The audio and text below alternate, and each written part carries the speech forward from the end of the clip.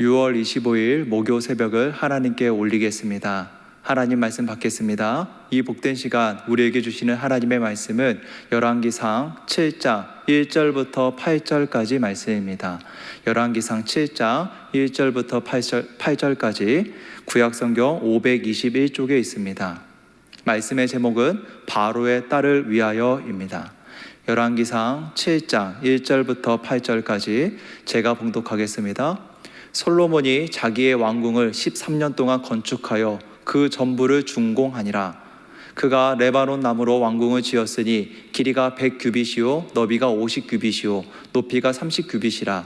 백향목 기둥이 4줄이요 기둥 위에 백향목 들보가 있으며 기둥 위에 있는 들보 45개를 백향목으로 덮었는데 들보는 한 줄에 15이요 또 창틀이 3줄로 있는데 창과 창이 3층으로 서로 마주 대하였고 모든 문과 문설주를 다 큰 나무로 네모지게 만들었는데 창과 창이 3층으로 서로 마주 대하였으며 또 기둥을 세워 주랑을 지었으니 길이가 50규빗이요 너비가 30규빗이며 또 기둥 앞에 한 주랑이 있고 또 그 앞에 기둥과 섬들이 있으며 또 심판하기 위하여 보좌의 주랑 곧 재판하는 주랑을 짓고 온 마루를 백향목으로 덮었고 솔로몬이 거처할 왕궁은 그 주랑 뒤 다른 뜰에 있으니 그 양식이 동일하며 솔로몬이 또 그가 장가든 바로의 딸을 위하여 집을 지었는데 이 주랑과 같더라.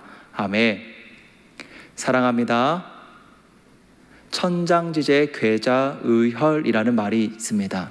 천장지제 괴자의혈, 즉 천길 높이의 큰 뚝도 사소한 개미 구멍으로 무너질 수 있다라는 말인데, 별거 아니라고 그냥 지나쳐버린 조그만한 일들이 최악의 상황을 만들어낼 수 있다라는 것입니다.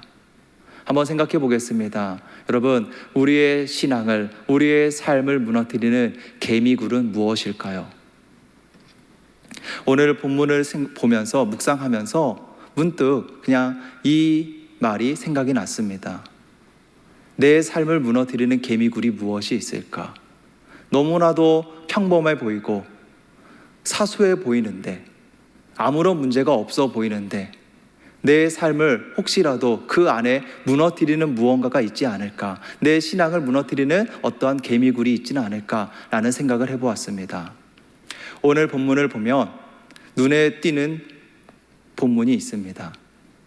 1절을 보면 왕궁을 건축하는데, 그 건축을 하는데 13년이 걸렸다고 합니다. 앞서서 6장 마지막 절 38절을 보면 성전을 건축하는데 7년이 걸렸다고 합니다. 성전을 건축하는데 7년이 걸렸고 왕궁을 건축하는데 13년이 걸렸어요.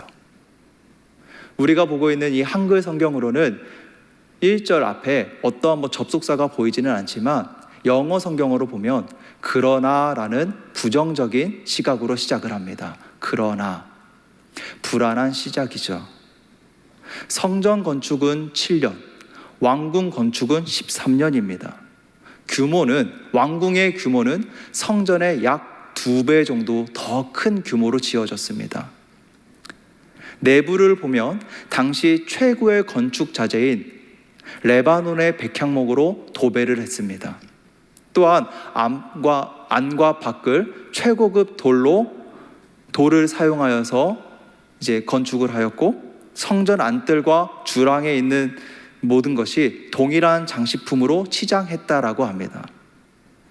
어떻게 보면, 좀 긍정적으로 보면, 하나님께서 너무나도 큰 축복을 더하여 주셨구나, 하나님의 은혜로 이런 강성한 나라, 정말 부강한 나라가 되었구나 라고도 볼 수 있지만, 또 한편으로는 솔로몬의 마음이 높아진 것은 아닐까라는 불안함도 있습니다. 또한 8절에 보면 바로의 딸을 위하여 집을 따로 지어줍니다. 별채를 지어주는 것이죠. 8절을 보겠습니다.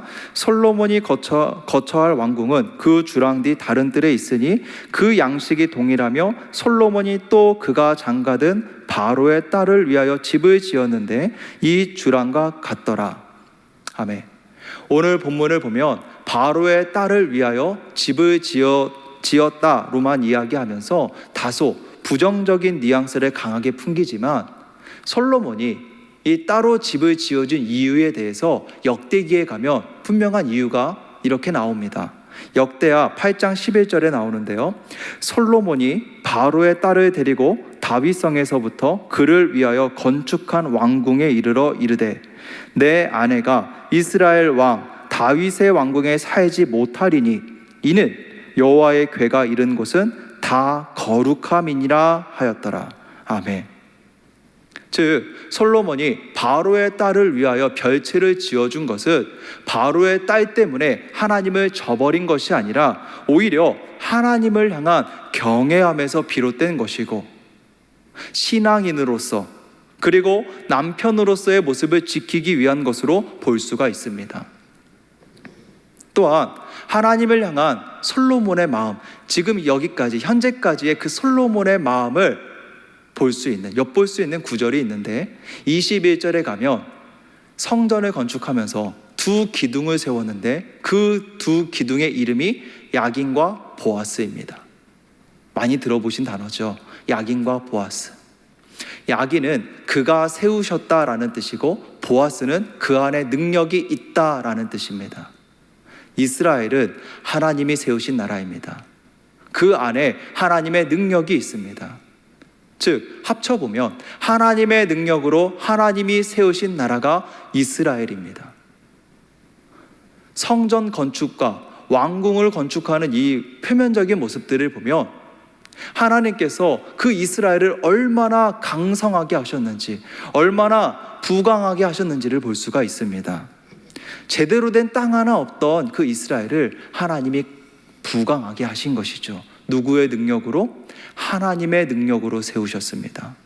다윗은 마지막 유언으로 여러 가지를 이야기했지만 가장 핵심이 되는 것은 하나님의 길에서 떠나지 말라는 것이었습니다. 하나님의 규례와 법도를 지키며 하나님의 길에서 떠나지 말라.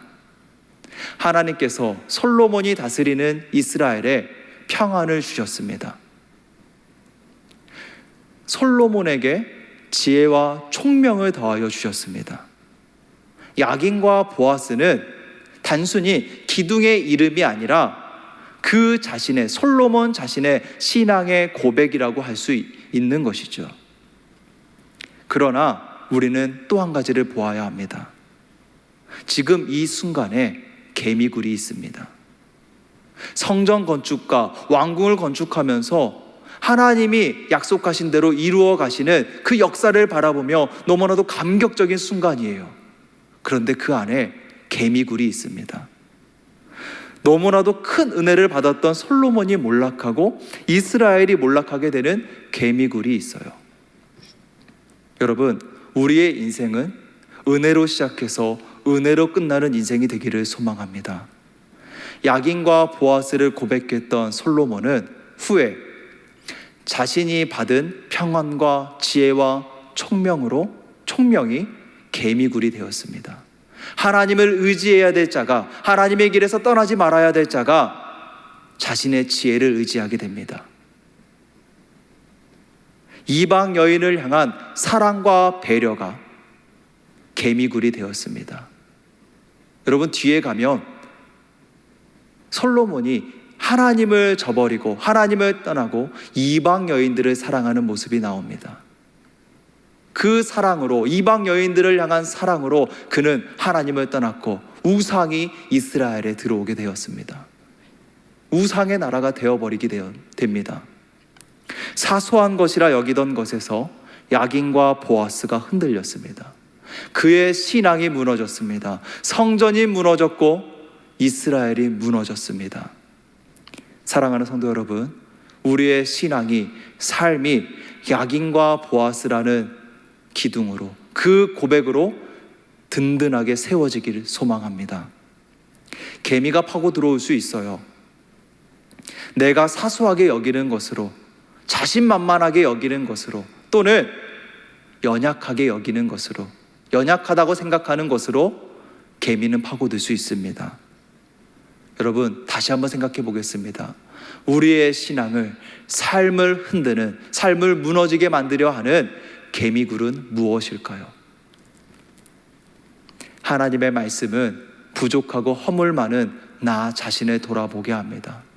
하나님의 말씀은 우리의 삶 속에, 우리의 신앙에 개미굴을 보게 하고 개미굴을 찾게 합니다. 오늘 하루도 하나님의 말씀을 붙잡고 또 하나님의 말씀에 나 자신을 비춰보며 하나님의 길에서 떠나지 아니하며 야긴과 보아스를 고백하고 하나님의 나라가 우리 모든 성도님들의 삶에 이루어지기를 간절히 소망합니다. 내가 어떠한 삶을 살아가는지 하나님 앞에 나를 돌아보고 혹여라도 내 삶 속에 나도 인지하지 못했던, 나도 깨닫지 못했던 개미굴이 무엇인지를 깨닫게 해달라고 기도하며 하나님의 말씀으로 나를 붙들어 달라고 기도하고 간구하는 그러한 하루가 되시기를 간절히 소망합니다. 기도하겠습니다. 사랑의 주님, 우리의 삶을 무너뜨리고 우리의 신앙을 무너뜨리는 개미굴이 있습니다. 그러나 우리는 그것조차 알지 못하고 넘어갈 때가 너무나 많이 있습니다. 우리의 연약함이고 부족함입니다. 우리를 무너뜨리는 개미굴이 무엇인지를 알게 하시고 하나님의 말씀에 항상 나를 비추어 보고 야긴과 보아스를 고백하며 하나님의 길을 따라가며 나의 삶 속에서 하나님의 나라를 이루어가는 우리 모두가 되게 하여 주시옵소서. 은혜로 시작하여 은혜로 끝맺는 인생이 되길 원합니다. 주님, 오늘 하루도 붙들어 주시고 인도하여 주시옵소서. 살아계신 예수 그리스도의 이름으로 기도드립니다. 아멘.